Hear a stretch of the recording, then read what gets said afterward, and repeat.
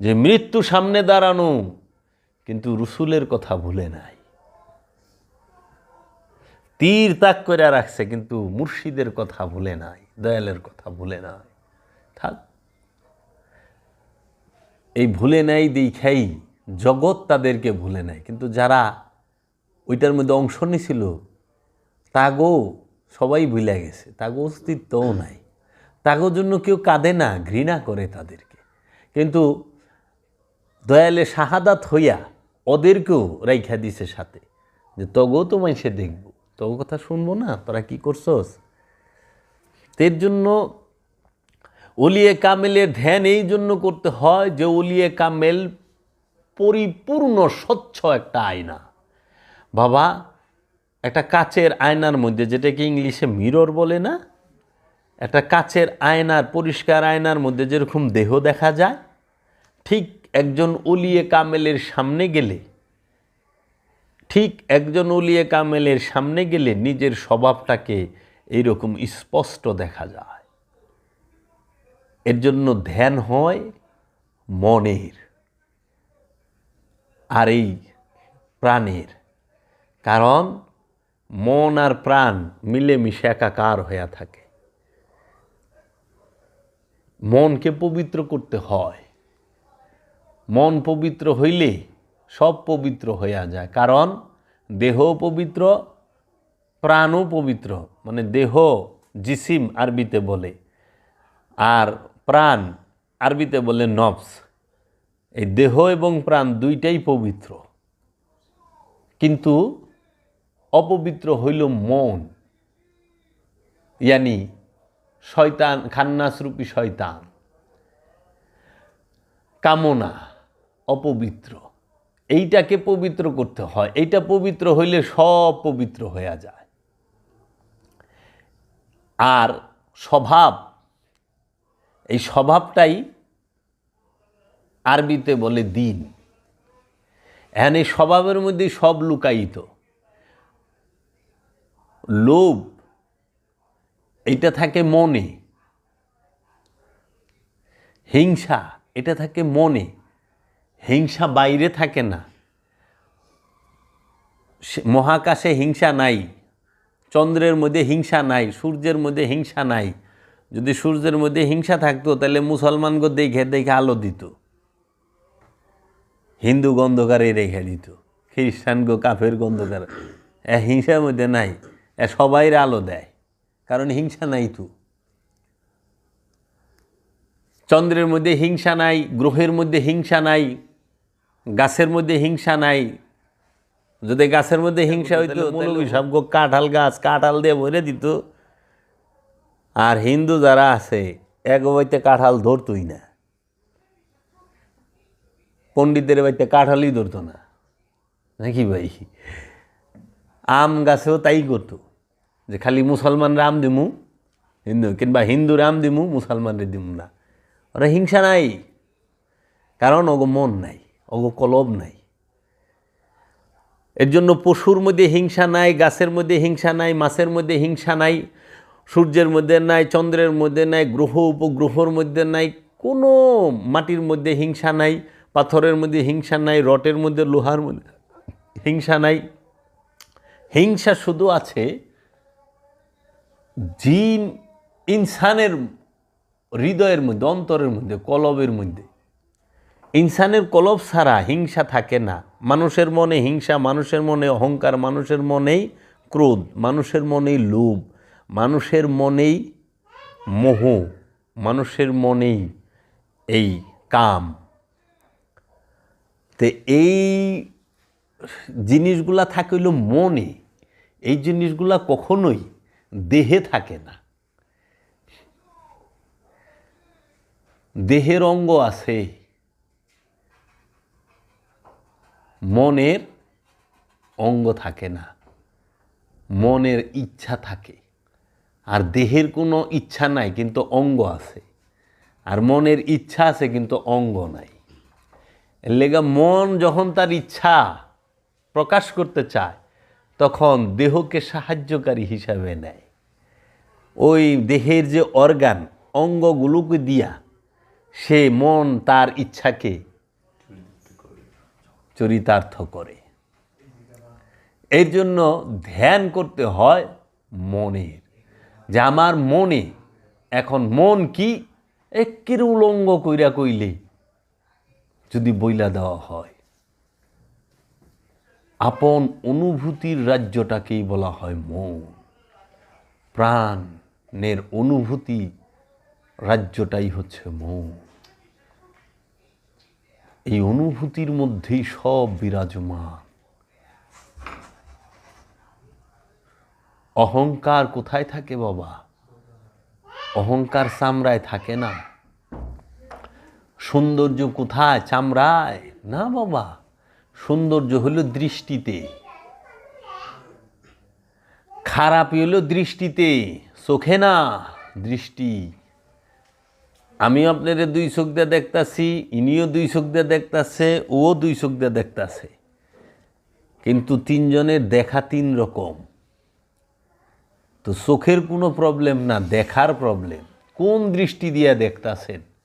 এর জন্য একজন রূপসী যদি একজন ছেলের সামনে থাকে, একজন অলির সামনে থাকে, ওই ছেলে যে দৃষ্টিতে রূপসীরে দেখে, অলি ওই দৃষ্টিতে রূপসীরে দেখে না।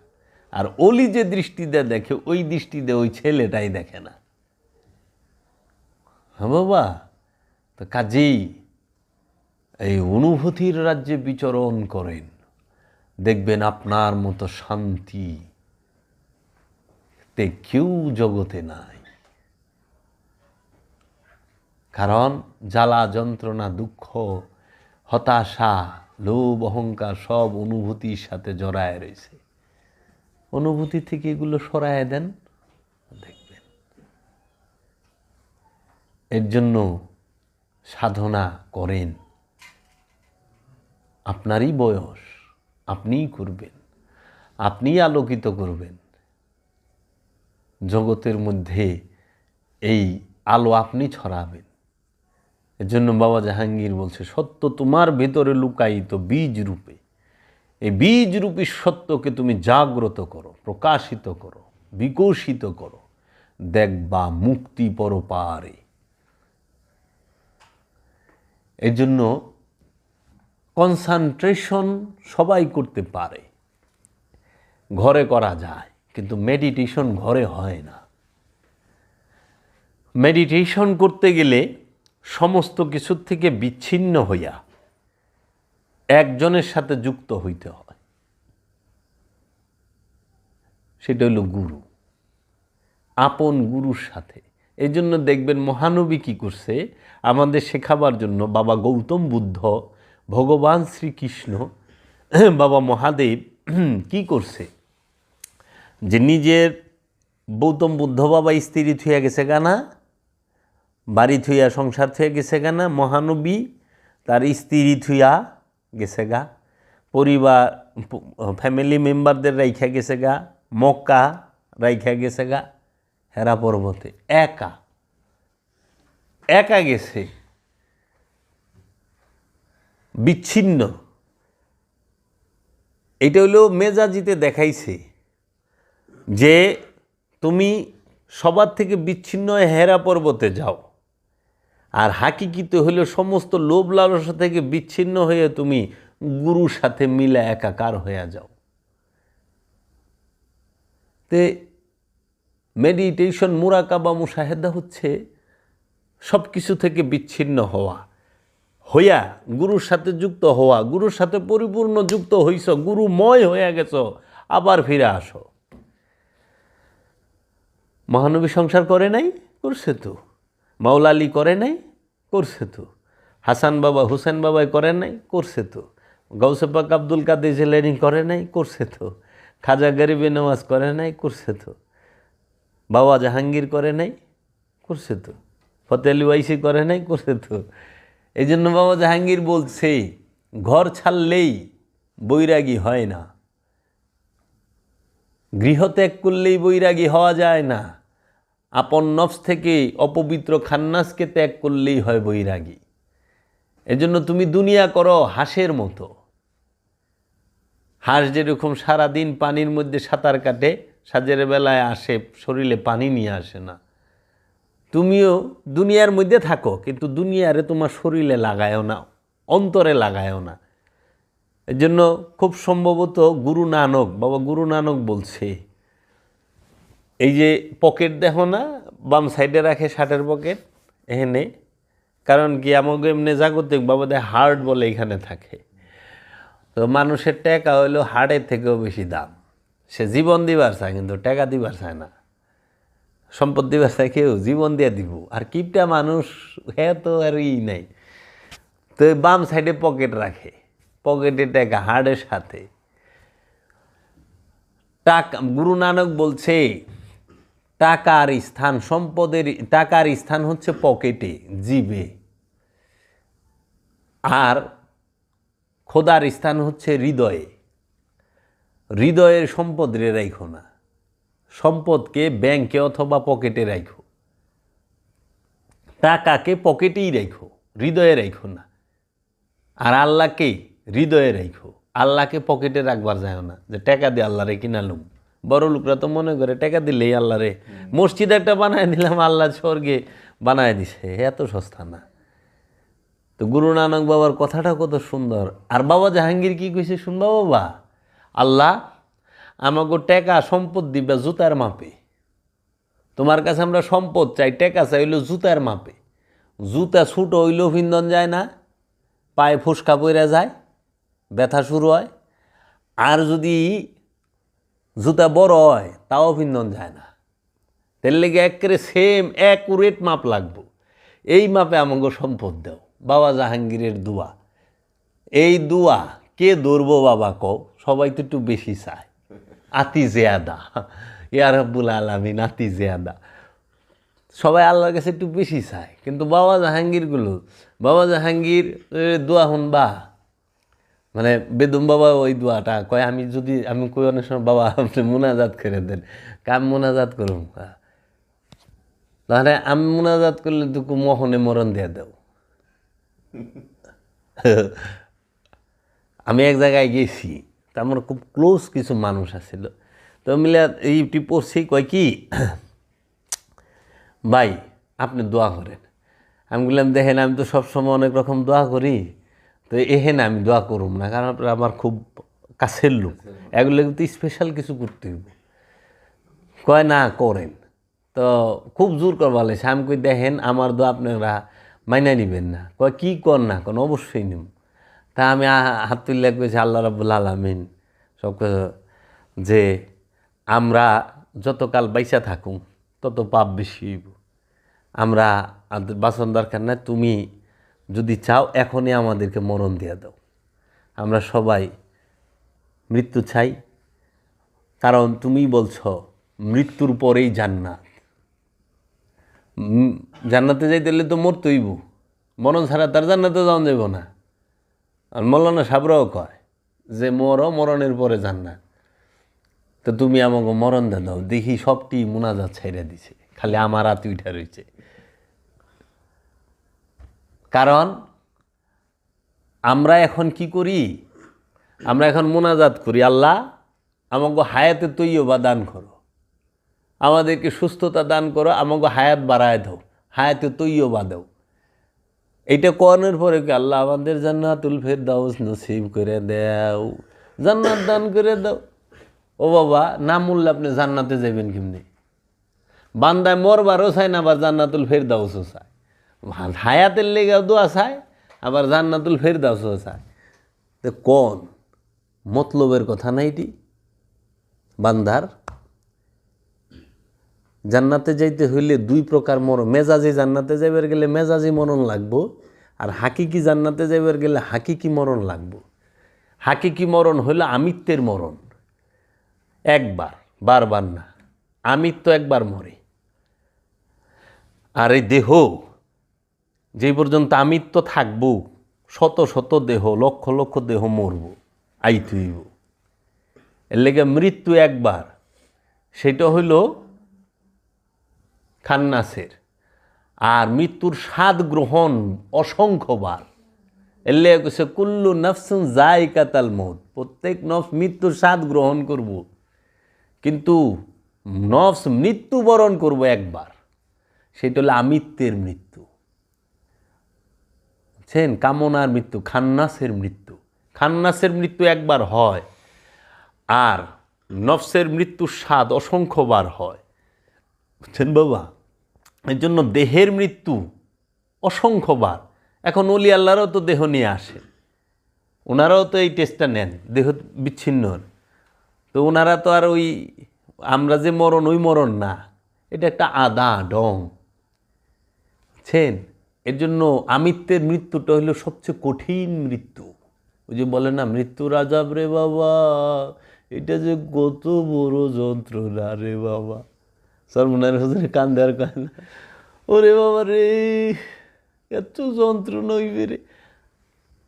এইটাই যে দেহ ত্যাগের মরণের যন্ত্রণা না, আমিত্ব ত্যাগের বাবা তিলে তিলে শেষ করতে হয়। আমিত্ব ত্যাগের মরণ যে কত কষ্টদায়ক, যন্ত্রণাদায়ক বাবা। স্বাদ ছাইরা দেওয়া কি চারটিখানি কথা মনে করেন?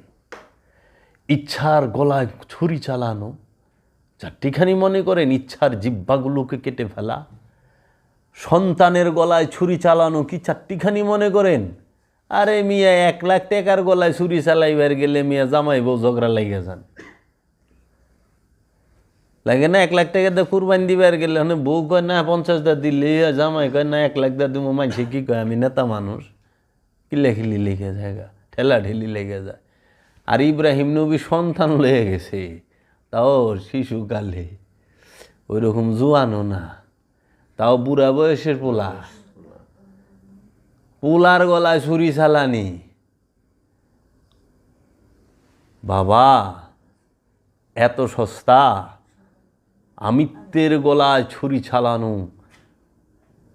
ইমাম হুসাইন আলাইহিস সালাতু ওয়াস সালাম দেখায় দিছে কিভাবে এই মৃত্যুর স্বাদ নিতে হয়। আমিত্বের মৃত্যুর স্বাদ। ইজ্জত বাজারে লুটায় দাও, লুটায় দিছে না মা শহরবানুকে, মা রুবাবকে, মা উম্মে লাইলাকে, মা সখিনাকে, মা জৈনবকে কুমোরে রশি বাইন্দা এই মাথার যে উড়না নেকাব সেটা ছিনায় নিয়া উটের মধ্যে গদি ছাড়া বসায়া সমস্ত কুফার বাজারে, দামেস্কের বাজারে ঘোরাইছে এই এজিদের দলে। এই নামাজ রোজা পড়নেওয়ালা রাখনেওয়ালা নামদারি মুসলমানে এজিদের 5 আটা গোলামেরা সম্পদের জন্য, ক্ষমতার জন্য, উপঠুকনের জন্য, পুরস্কারের জন্য করছে। আর মৌলা হুসাইন দেখাইছে, আমার উম্মত, আমার অনুসারীরা দেখো কেমনে আমিত্ব কুরবানি দেওয়া লাগে। ইজ্জত আপোষ করতে পারতো না মৌলা হুসাইন, আপোষ করে ফেলাই যা গামগজের মনে কয় না, আরে ভাই মিলা যান, ওরা কয় বন্ধ করে দেন, থাক বন্ধ করে দেন।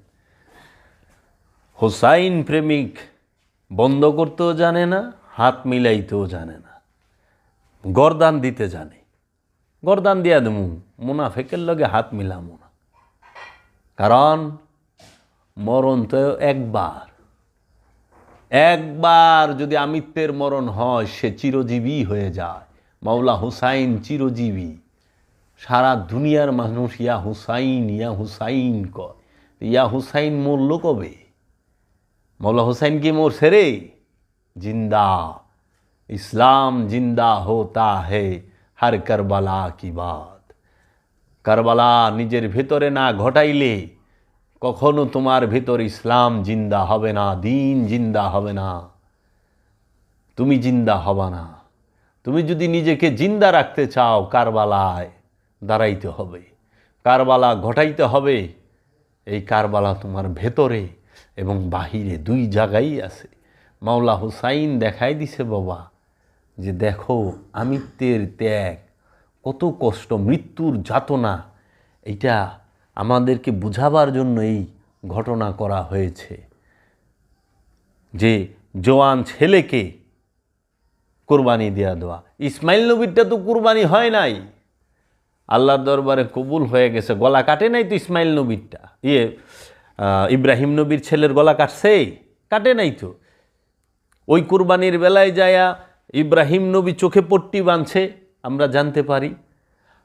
ইসমাইল নবীর হাত পা বাঁধছে না?